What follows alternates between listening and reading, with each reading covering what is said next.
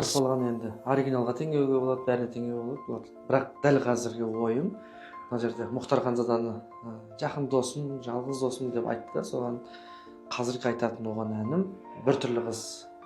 Оның жүрегі мұз екен, көңілі күз екен, мың түрлі құбылған біртүрлі қыз екен. Ырыс баланы мен мынандай әнге теңеймін. Шаршама, тек шаршама. Аяқ қолың талса да, жоғынып бір билейік, шаң шығарып ортаға, шаршамай, шаршамай. Ырыс баланы бір әнге теңеу керек па? Меніңше нақ-нақ деген әнге келетін сияқты сол.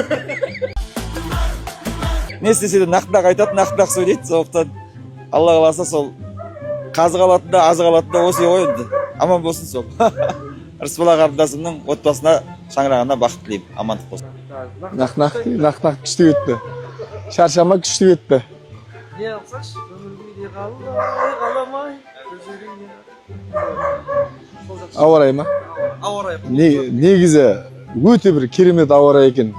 Кейде былай, кейде былайымыз. Бірыңғай бар. Оң жағында бірыңғай болатын жан екен.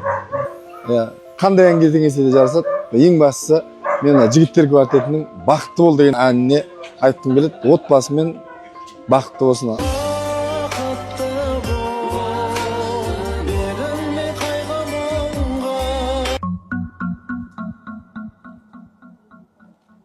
Мен Рысбала Экранбайды Қаншайымға теңеймін. Өйткені ол үлкен әулеттің Қаншайымы, келіні. Қаншайымым-ау, жүрегім менің ошағымның иесі. Шаңырағым мен шаттығымның киесі.